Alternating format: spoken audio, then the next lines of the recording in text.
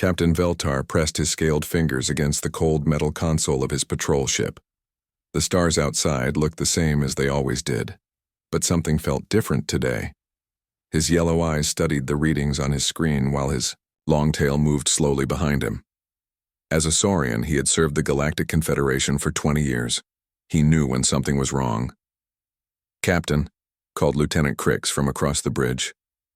The insectoid officer clicked his mandibles. Together, a sign he was nervous. "We have detected an unknown vessel in Sector 7. Veltar turned his large head toward his communications officer. "Unknown how?" "It appears to be human design, sir, but it is not registered in any of our databases." Crix's compound eyes reflected the blue light from his screen. "The vessel is drifting near the restricted Vega sector." The captain stood up from his chair, his 7-foot frame casting a shadow across the bridge. Humans were still new to the galactic community. Most species had joined the Confederation thousands of years ago, but humans had only made contact 50 years earlier. They were strange creatures, these humans, too curious for their own good, and they expanded into space faster than any other species in recorded history. "What is the condition of the vessel?" Veltar asked. Crix studied his instruments carefully. His 4 arms moved across different controls while he processed the information.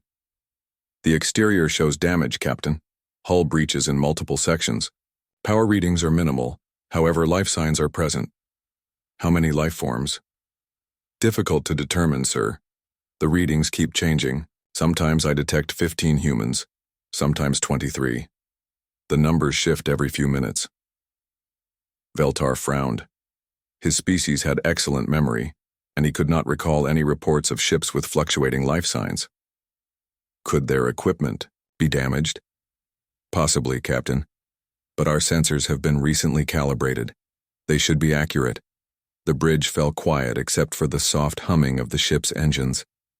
Other crew members at their stations listened to the conversation. The bridge crew included 3 different species, all working together as they had for years. But today everyone seemed tense. "Have you tried to communicate with them?" Veltar asked. "Yes, sir. I sent standard first contact protocols in all major languages, including human English. No response for the first hour." Crix paused and checked his equipment again. "But then 15 minutes ago I received a simple message." "What did they say?" "Permission to board granted. Welcome aboard." Veltar felt his skin grow cold. In 20 years of patrol duty, he had never encountered a damaged ship that immediately offered boarding permission to strangers. Most species would ask for help, request medical assistance, or at minimum ask who was contacting them. But these humans had simply said welcome aboard. Did they identify themselves? "The vessel designation is Silent Harbor. No crew manifest was provided. No distress call was sent, no request for assistance." The captain walked to the main viewing screen. In the distance, he could see a small dot of metal against the black space. The human ship looked tiny compared to his patrol vessel, but something about it made him uncomfortable. "Sir?" came another voice from behind him. Ensign Drex, a young crystalline being, worked at the science station. His body was made of living crystal that changed color with his emotions. Right now, he glowed a worried orange.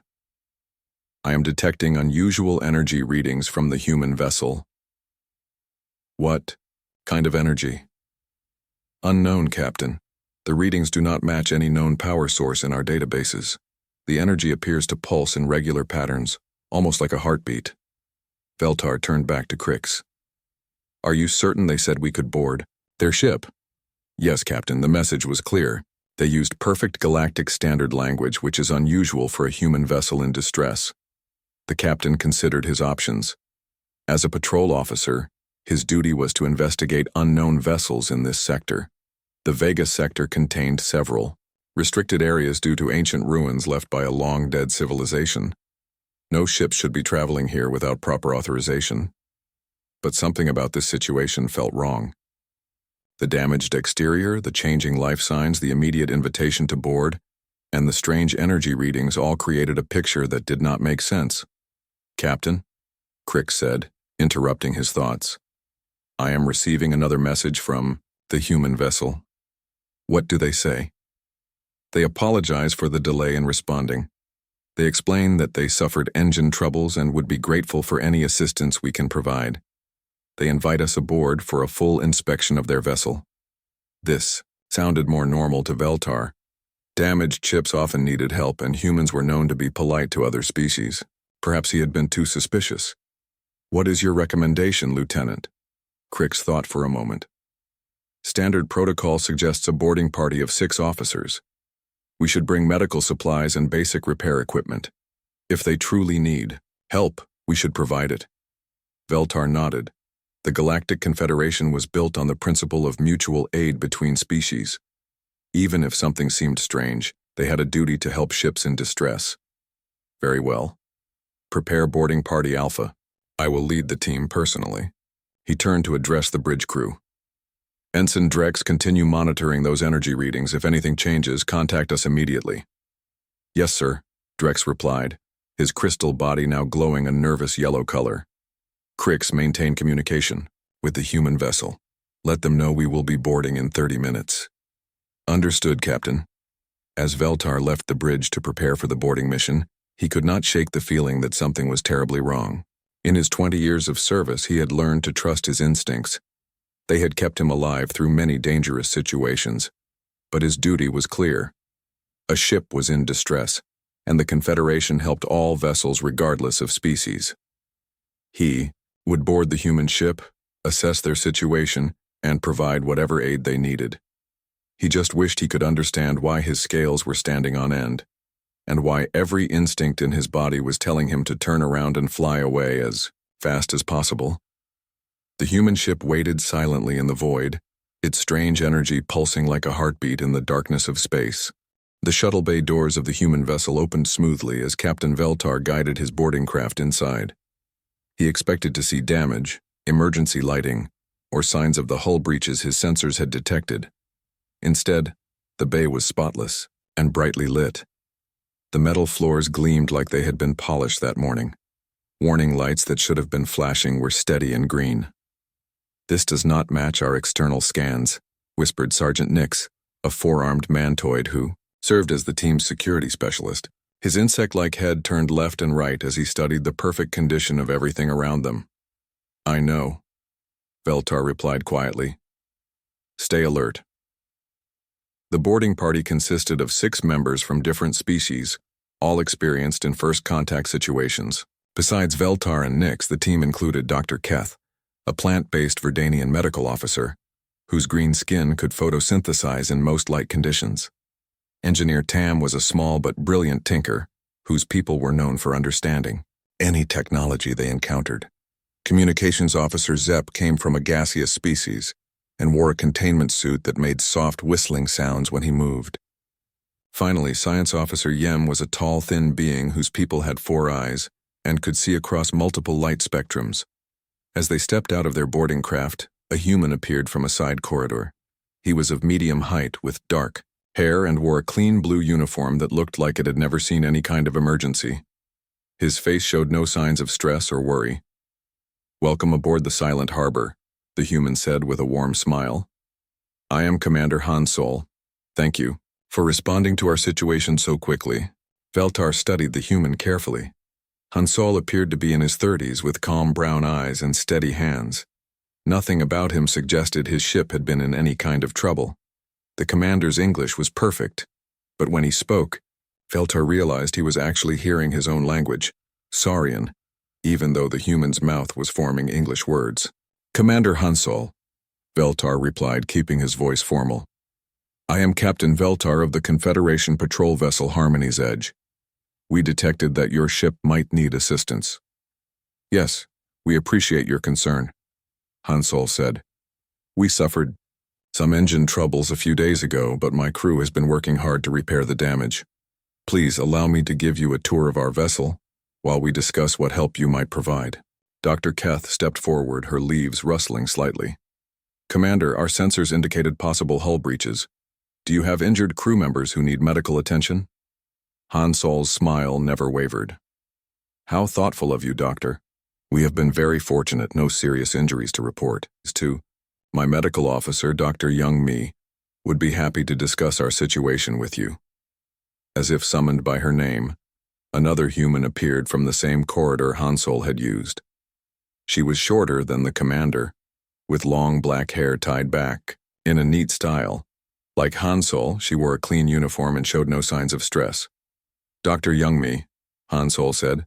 "This is Dr. Keth from the Confederation vessel." She was concerned about possible injuries. "How kind," Youngmi said, and again Veltar heard perfect Verdanian coming from her mouth while she spoke English. "We have been very lucky, Dr. Keth. Only minor bumps and scratches from when the engines first gave us trouble." Engineer Tam moved closer to Hansol. The small being's large eyes blinked rapidly as he processed information. "Commander, could we examine your engine systems? My people are quite good with repairs." "Of course," Hansol replied. "Chief Engineer Dongwu would be delighted to show you around. He should be in the engine room right now." Veltar felt his unease growing stronger. 3 humans had been mentioned by name, but his sensors still showed fluctuating life signs throughout the ship.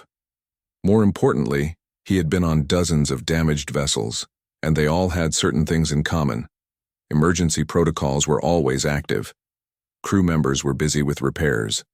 There was usually some sign of the stress that came with being stranded in space, but this ship felt more like a pleasure cruise than an emergency situation. "Commander," Veltar said, "would it be possible to see your bridge first? I would like to understand your situation better." "Naturally," Hansol replied. "Right this way, Captain." The human led them through corridors that should have shown damage. From the hull breaches his sensors had detected. Instead, every surface was clean and undamaged. The lighting was perfect, and there was even a subtle, pleasant scent in the air that reminded Veltar of flowers from his homeworld. As they walked, more crew members appeared at intersections and doorways. Each one greeted the boarding party politely and seemed genuinely happy to see them. A human named Sujin waved from an engineering station. Another called Tai Ho nodded respectfully from what looked like a security post. A woman named Hyejin smiled warmly from a laboratory entrance.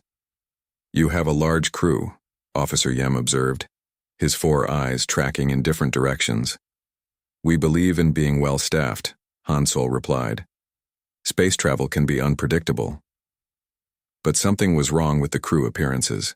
Veltar's memory was excellent, as was typical for his species. He was certain he had seen the same human face at 2 different locations, but wearing different uniforms and apparently doing different jobs. When he tried to look more closely, the person would be gone or turned away. The corridors also seemed strange. They appeared to be the right length when Veltar looked straight ahead, but somehow they felt longer when actually walking through them.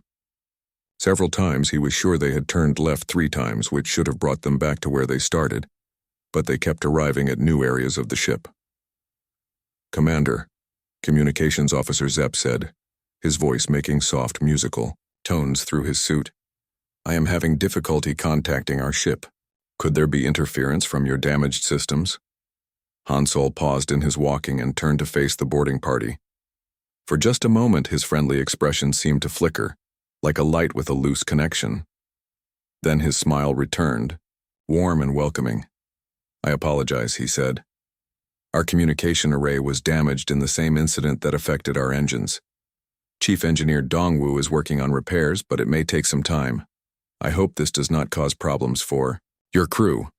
"No problems," Veltar lied, though his tail was now moving in slow, agitated patterns behind him.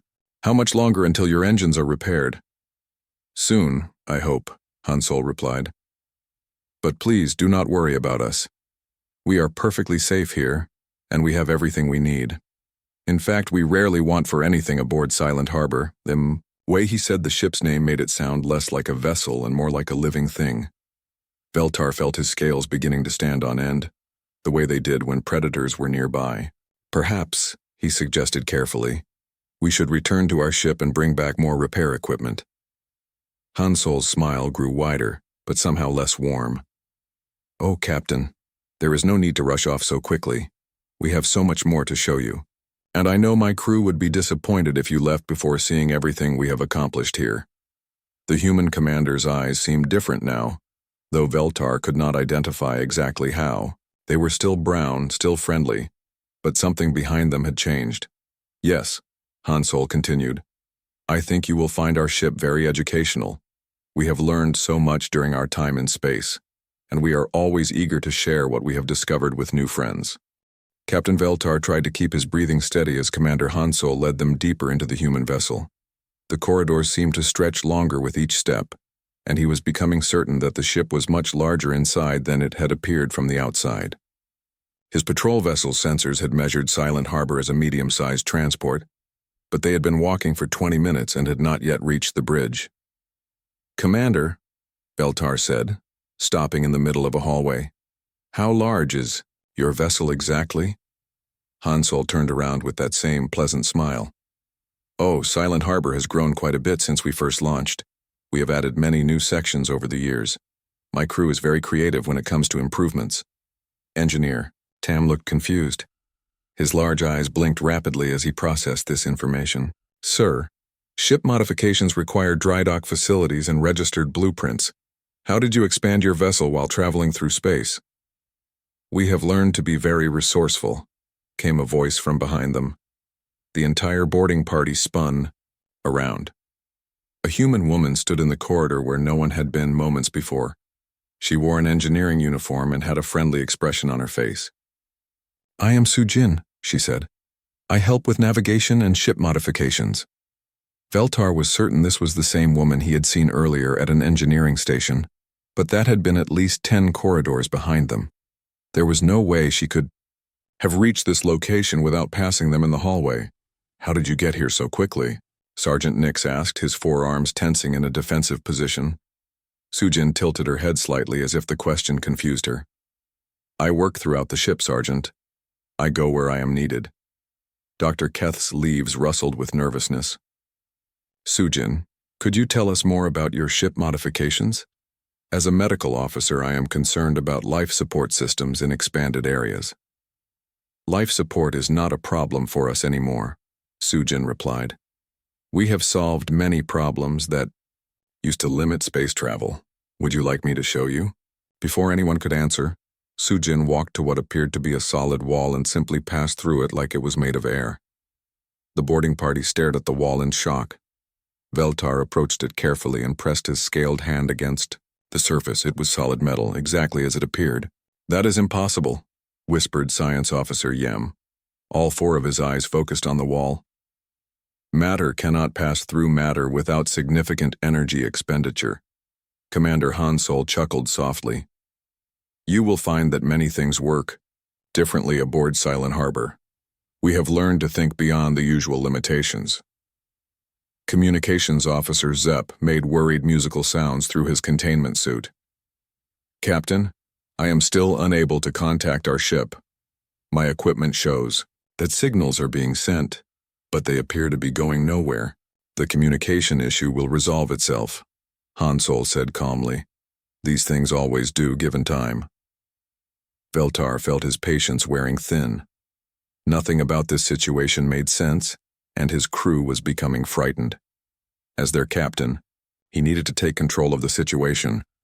Commander Han Solo, I need you to be direct with me. What exactly happened to your ship, and why does nothing here follow normal physical laws? The human commander's smile flickered again, just like it had earlier. For a brief moment, his face seemed to change completely, showing features that were not quite human. Then the friendly expression returned. Captain Veltar, you seem upset. Perhaps you should meet more of my crew. They can explain our situation better than I can. As Han Solo spoke, more humans began appearing in the corridor. They emerged from doorways, stepped out of walls, and seemed to materialize from thin air. Within moments, the boarding party was surrounded by at least 20 human crew members, all wearing clean uniforms and pleasant smiles. But Veltar noticed something terrifying. Many of the faces were identical. The woman called Sujin appeared, to be standing in 3 different locations. A man who had introduced himself as Taeho was now visible in 4 places at once. Even Commander Han Solo seemed to be duplicated, with slight variations in height and uniform color. This is not possible, Engineer Tam said, his voice shaking. Beings cannot exist in multiple locations simultaneously. One of the Han Sol copies turned toward Tam. You keep saying things are not possible, engineer, but you are seeing them happen. Perhaps your understanding of what is possible needs to expand. Dr. Keth backed closer to Veltar. Captain, we need to return to our ship immediately. This situation is beyond our ability to help. I agree, Veltar said firmly. Commander, thank you for the tour, but we must return to our vessel now. We will send a proper repair team once we have reported your situation to Confederation headquarters. All of the humans in the corridor turned to look at him at the same time. Their movements were perfectly synchronized, like they were all controlled by the same mind. The friendly expressions remained, but something cold appeared in their eyes. Oh, Captain, they all said together, their voices creating an eerie harmony. But you have not seen the most interesting parts of our ship yet. We insist that you stay longer. The corridor around them began to change. The walls stretched higher and new passages opened where none had existed before. The ceiling seemed to disappear into darkness above them, and strange lights began to pulse in the distance. Sergeant Nix drew his weapon, a standard Confederation energy pistol. Captain, recommend immediate withdrawal to the shuttle. Agreed, Veltar said. Everyone back the way we came, stay together. But when they turned around, the corridor they had used to reach this location was gone. In its place was a solid wall that looked like it had always been there. Do not be afraid, the humans said in their unified voice. We just want to share what we have learned. Space travel has taught us so many wonderful things. Communications Officer Zepp tried his equipment again, working desperately to reach their patrol ship. Captain, not only can I not send messages, but I am no longer detecting our vessel at all. According to my instruments, we are alone in empty space. Science Officer Yem was scanning the area with his portable equipment. Captain, these readings make no sense. The energy patterns here do not match any known science. It is as if the normal laws of physics have been suspended. The human crew members began moving closer to the boarding party. Their movements were smooth and coordinated, like a dance they had practiced many times before. As they approached, Veltar could see that their eyes had changed color, shifting from brown and blue to a deep silver that seemed to reflect light in impossible ways. We understand that this is confusing, Commander Han Sol said, though now there were several of him speaking at once. When we first encountered these possibilities, we were confused too, but we learned to adapt. Humans are very good at adapting. What possibilities? Veltar demanded. What happened to you? We found something in the dark spaces between the stars, the humans replied together. Something that taught us that reality is much more flexible than we had believed. We learned to become more than we were. Dr. Keth's leaves were now completely brown with fear. Captain, their life signs are changing. I am reading biological patterns that should not be possible. The corridor continued to shift around them, creating new passages and closing others. The boarding party found themselves standing in the center of a room that had not existed moments before. Strange symbols appeared on the walls, glowing with soft light that hurt to look at directly. Silent Harbor is not just our ship, the humans explained, their silver eyes growing brighter. It is part of us now, and we are part of it. We have become something new, something better, and we want to share this gift with others. Veltar realized with growing horror that they were not dealing with a damaged ship or a crew in distress. They had encountered something that had once been human but had transformed into something else entirely, something that existed outside the normal rules of space and time. What do you want from us? He asked. All of the humans smiled at once, and their voices echoed from every direction as the room continued to change around them. We want to show you wonders beyond imagination, Captain. We want to teach you that the universe is so much more than you have ever dreamed. The room continued to shift and change around Captain Veltar and his boarding party.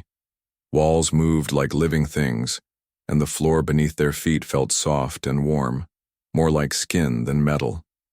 The human crew members stood in a perfect circle around them, their silver eyes reflecting light that came from nowhere and everywhere at once. Please do not be frightened, said a voice that seemed to come from the ship itself. We know this is difficult to understand. A new human appeared in the center of the room, stepping through what had been empty air. She was tall with short black hair and wore a uniform marked with science officer insignia. Unlike the others, she seemed more solid, more real. "I am Chief Science Officer Hyojin," she said, speaking directly to Veltar. "I volunteered to explain what has happened to us." "Explain what exactly?" Veltar demanded, though his voice was less steady than he wanted it to be. Hyojin gestured around them, at the impossible room. "What you see here, Captain. What we have become. 3 years ago, we were just another human exploration vessel, traveling through the outer regions of known space. We were curious about the dark areas between star systems, places where no light reaches." Science Officer Yem stepped forward, his 4 eyes tracking the moving walls. "The void regions. Most species avoid those areas. There is nothing there but empty space." "That is what we thought too," Hyojin replied with a sad smile. "But we were wrong. There is something in the darkness, something very old. We found the remains of a civilization that had existed long before any of our current species evolved." Dr. Keth's leaves rustled nervously. "Ancient ruins are not uncommon. Many dead civilizations have been discovered." "These were not dead, Doctor. They had moved beyond physical existence as we understand it. They had learned to exist outside the normal rules of space and time. When we found their technology, we thought we could study it safely." Engineer Tam blinked rapidly. "What kind of technology?" "Devices that could change the nature of reality itself. Machines that could reshape matter and energy according to thought and will. We thought we could learn from them and bring this knowledge back to help humanity expand further into space." The room around them pulsed gently, like a giant heartbeat. Veltar realized that the ship itself was listening to their conversation, reacting to it. "But the technology changed you instead," he said. "Yes," Hyojin nodded. "At first it was small things. Equipment that worked better than it should, systems that repaired themselves. Then we began to notice that we could understand each other without speaking. Our thoughts became connected." Communications Officer Zepp made worried musical sounds through his suit. "A hive mind. You lost your individuality." "No," Hyojin said firmly. "We are still individuals, but we are also more than that now. We are connected to each other and to our ship in ways that go beyond normal biology. Silent Harbor is not just our vessel anymore. It is part of our family." As she spoke, the walls around them became transparent. Beyond the metal, Veltar could see space, but it was not the space he knew. Colors that had no name swirled in patterns that hurt to look at directly. Strange lights moved in the distance, and shapes that might have been other ships or might have been living creatures drifted through the impossible void. "This is not normal space," Sergeant Nix observed, his 4 arms gripping his weapon tightly. "Normal space is just one layer of reality," Hyojin explained. "The ancient civilization taught us that there are many layers, many different ways that reality can exist. We learned to move between them, to exist in multiple states at once." "Is that why your crew can be in several places at the same time?" Veltar asked. "Partly. We discovered that individual identity is more flexible than we thought. When needed, we can share consciousness, split our awareness across multiple forms, or combine our thoughts into a single voice. It allows us to work together in ways that would be impossible for separate beings." Dr. Keth stepped closer to Hyojin, her medical training overriding her fear. "What happened to your original bodies? Are you still human?" "We are still human, at our core," Hyojin replied. "But we are also something more now. Our bodies can take different forms when needed. Our minds can process information in ways that were impossible before. We have become what humanity could be, given the right knowledge and tools." The transparent walls began to show images, like a vast screen displaying memories.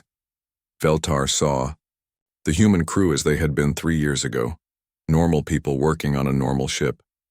He watched as they discovered strange artifacts floating in the void between stars.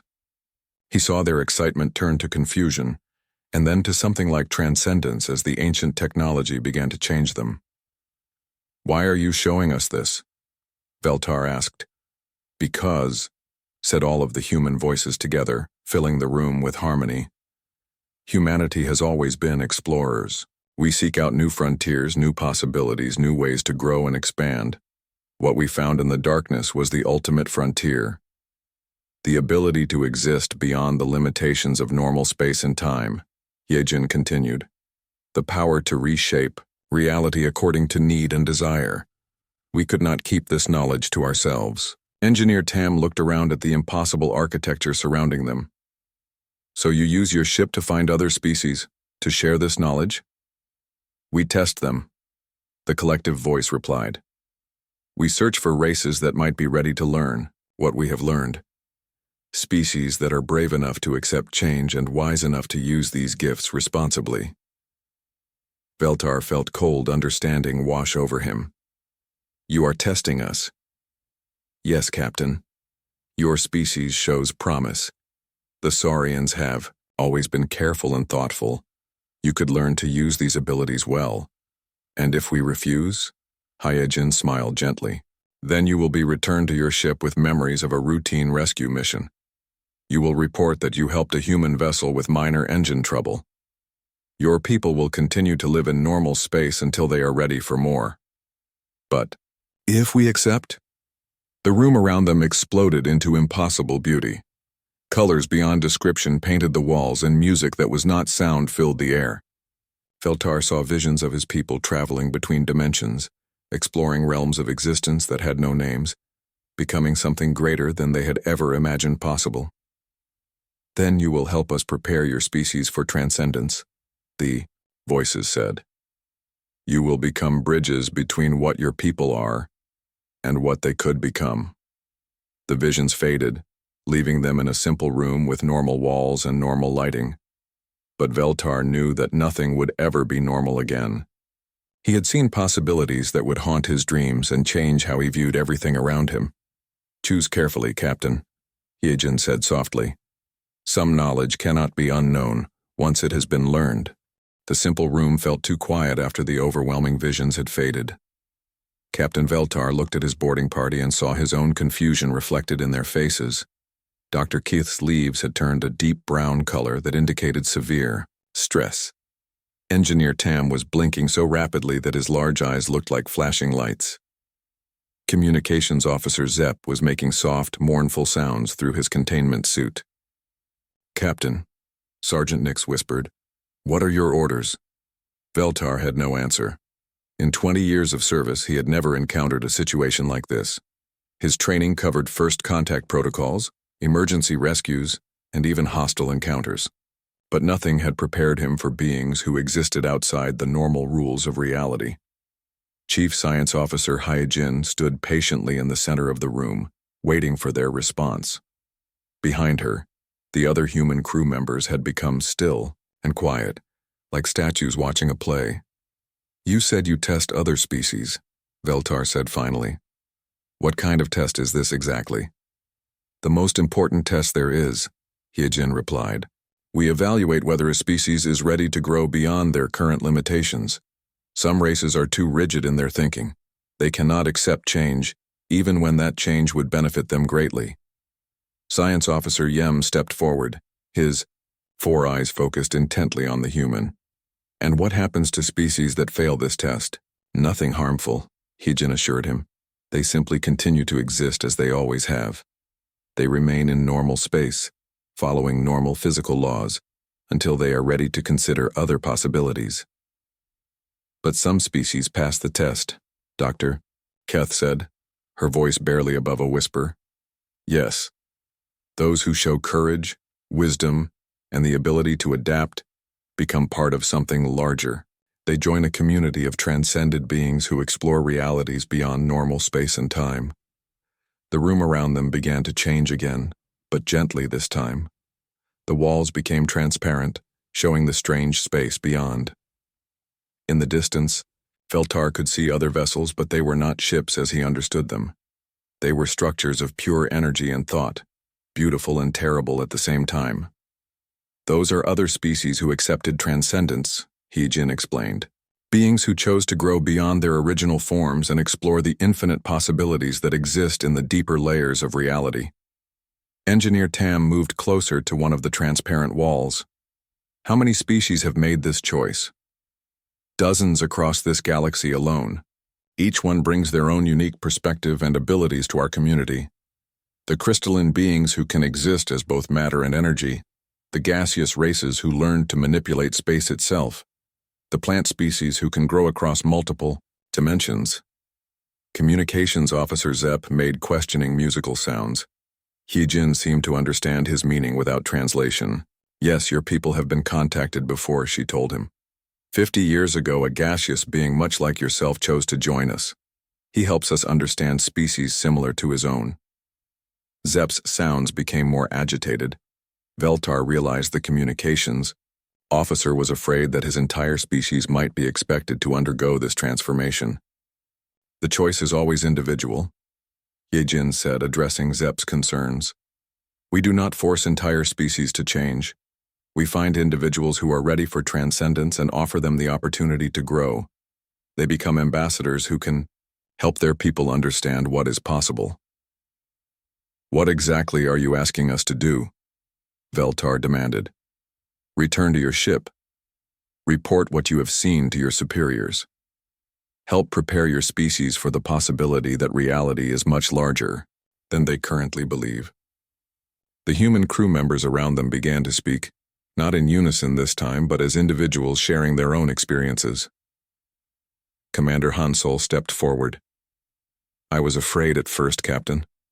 The idea of changing so fundamentally terrified me. But I learned that growth does not mean losing who you are. It means becoming more than you were. Sujin nodded in agreement. We are still the same people we were before. We still have our memories, our personalities, our individual dreams, and fears. But now we also have abilities and knowledge that allow us to help others grow. Dr. Youngmi addressed Dr. Keth directly. As a medical officer, I understand your concerns about biological changes. But what we have become is not a disease or corruption. It is evolution, guided and purposeful. Tejo spoke to Sergeant Nix. I was security chief before our transformation, just as you are now. I worried about protecting my crew from unknown dangers. Now I understand that the greatest danger is refusing to grow when growth is possible. Chief Engineer Dongwu finally appeared, materializing near Engineer Tam. The technology we encountered did not replace our engineering knowledge. It expanded it beyond anything I had thought possible. We can now build and repair things that exist across multiple dimensions. Veltar listened to each human crew member share their experience. Despite the impossible nature of what they described, he could hear genuine emotion in their voices. They were not speaking like beings who had lost their humanity. They sounded like people who had found something wonderful and wanted to share it. Why humans, he asked. Why was your species chosen for this transformation? Hee-jin smiled. We were not chosen, Captain. We found the ancient technology by accident while exploring areas that other species avoided. But humans have certain qualities that made adaptation easier for us. What qualities? Curiosity that overcomes fear. Adaptability that allows change, even when change is difficult. And most importantly, the desire to share knowledge rather than hoard it for ourselves. The room began to shift again, showing new visions. Veltar saw human ships traveling to worlds throughout the galaxy, making contact with different species, offering knowledge and assistance without demanding anything in return. This is what we do now, the collective voice explained. We explore the infinite layers of reality and help others discover what is possible for them. We do not conquer or control. We simply offer opportunities for growth. And if my species is not ready for this knowledge? Veltar asked. Then we wait. Haye-jin replied simply. We have learned patience in our travels. Some species need generations to prepare for transcendence. Others are ready immediately. We adapt our approach to each situation. Sergeant Nix lowered his weapon completely. Captain, I think we need to make a decision. Veltar looked at his crew. Each of them was processing this impossible situation in their own way, but he could see that their fear was being replaced by something else. Curiosity, perhaps, or even hope. The choice before them was simple but overwhelming. They could reject this knowledge and return to their normal lives, or they could become part of something larger than they had ever imagined. What guarantee do we have that this transformation will not harm us? Dr. Keth asked. None, Heejin admitted honestly. Growth always involves risk. But the alternative is remaining exactly as you are forever, never knowing what you might have become. The transparency of the walls faded, leaving them in a simple room with normal lighting once again. But Veltar knew that the choice they made in the next few moments would affect not just their own lives, but potentially the future of every species in the galaxy. How long do we have to decide? He asked. As long as you need, Captain, Heejin replied. Time works differently here. We can discuss this for days or years without a moment passing in normal space. Veltar realized that the true test was not about courage or intelligence. It was about trust. The ability to trust that growth was possible, that change could lead to something better, and that the universe held possibilities beyond their current understanding. The question was whether he and his crew were ready to take that leap of faith. Captain Veltar stood in silence for what felt like hours, though he knew that time might not work normally in this place. His boarding party waited patiently while he considered the impossible choice before them. The human crew members remained, still and quiet, giving them space to think without pressure. Finally, Communications Officer Zepp broke the silence with a series of musical tones that everyone somehow understood as words, even though he was speaking his own gaseous language. Captain, his sounds meant, I want to know what happened to the member of my species who joined them 50 years ago. Heejin nodded and gestured toward one of the walls. The metal became transparent again, but this time it showed a different view. In the strange space beyond, a beautiful creature of swirling gas and light moved gracefully between impossible structures. It was clearly related to Zepp's species, but it had become something more elegant and powerful. Velkari was his original name, Heejin explained. He chose to become Velkari of many voices when he transcended. He helps us communicate with gaseous species throughout the galaxy and has discovered ways to exist as both thought and matter. Zepp's musical sounds became excited and hopeful. Even through his containment suit, his gaseous form began to glow more brightly. He is happy, Heejin said, interpreting Zepp's reaction. He has found purposes and abilities he never dreamed possible while still remaining true to his essential nature. Engineer Tam moved closer to the transparent wall. The technology you described, the ancient devices that changed you, are they still dangerous to species that are not ready? They no longer exist in their original form, Chief Engineer Dongwu replied, appearing beside Tam. When we achieved transcendence, the devices were absorbed into our being. We have become the technology in a sense. This allows us to share the knowledge safely, in ways that each species can understand and accept. Dr. Keth's leaves had gradually changed from brown back to their normal green color as her fear decreased. As a medical officer, I need to understand the biological implications. What exactly happens to the body during transcendence? Dr. Youngmi stepped forward to answer. The physical form becomes more flexible, more adaptable. We can exist in normal space when needed or shift to other dimensions when exploration requires it. Disease, aging, and physical limitations become things we can choose to experience or not, depending on what serves our purpose. Immortality? Sergeant Nix asked. Something like that, Youngmi replied. Though it is more accurate to say we exist outside the normal flow of time. We can experience linear time when we choose to, or exist in multiple moments simultaneously, when that serves us better. Science Officer Yem had been studying the readings on his portable equipment throughout the conversation. Captain, the energy patterns in this space are unlike anything in our scientific databases, but they are stable, controlled, and not harmful to our biology. Whatever these humans have become, they have achieved a form of existence that is both safe and beneficial.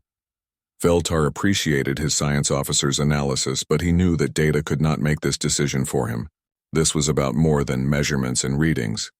It was about trust, courage, and the willingness to grow beyond comfortable limitations. "Jin," he said, "what would happen to my crew if we agreed to help prepare our species for this knowledge?" "You would return to your ship and your normal duties," she replied, "but you would also carry within you an understanding of what is possible. When your people are ready to learn more, you would be able to guide them toward transcendence safely. And if some of our people choose not to transcend, then they continue to live their lives as they always have. Choice is fundamental to what we do, Captain. We never force change on anyone." The room around them began to shift one final time, showing visions of the future.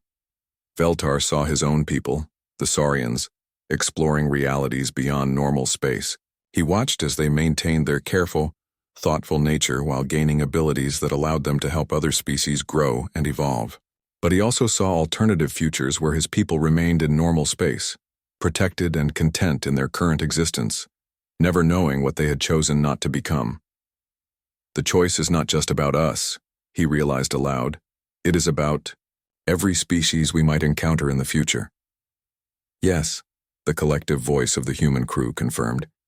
"Each species that achieves transcendence becomes able to help others grow. The community of transcended beings grows stronger and wiser with each new member." Veltar looked at his boarding party one more time. In their faces he saw reflection of his own thoughts, fear mixed with curiosity, uncertainty balanced by hope. The natural caution of their species weighed against the possibility of unlimited growth. "If we agree," he said slowly, "what happens next?" "You return to your patrol ship," Commander Han Sol explained. "Your memories of this encounter will be preserved, but you will also remember a simple rescue mission where you helped a human vessel with engine trouble. This will allow you to function normally while processing what you have learned." "Over time," Hyojin continued, "you will begin to share appropriate knowledge with trusted colleagues, scientists who are ready for expanded understanding, explorers who dream of visiting impossible places, leaders who want to help their people grow. Eventually," Sujin added, "your species will develop its own transcended individuals who can guide others safely through the transformation." Veltar felt a deep calm settling over him. The fear was still there, but it was no longer the dominant emotion. Instead, he felt something he had not experienced since he was young. The excitement of discovering something completely new and wonderful. "My crew," he said, looking at each of them in turn. "This decision affects all of us. What do you choose?" One by one, his boarding party members gave their answers. Communications Officer Zepp's musical tones were clear and determined. "I want to learn what my people might become." Engineer Tam blinked rapidly but spoke with confidence. "The technology they describe could solve problems we have never imagined solutions for." Dr. Keth's leaves rustled with nervous energy. "As a medical officer, I want to understand how to help species grow safely." Science Officer Yem's 4 eyes gleamed with curiosity. "The knowledge they offer could advance our understanding of reality itself." Sergeant Nick straightened his posture. "If this can help us protect and serve others better, then I am willing to try." Veltar nodded, feeling proud of his crew's courage. "Then we accept your gift," he told the human crew. "We will help prepare our people for transcendence." The room filled with gentle light, and Veltar felt something change inside his mind. Not a loss of identity, but an expansion of awareness. He could suddenly sense possibilities he had never imagined, while still remaining completely himself. "Welcome to the larger universe, Captain," Hyojin said with a warm smile. "Your journey toward transcendence begins now."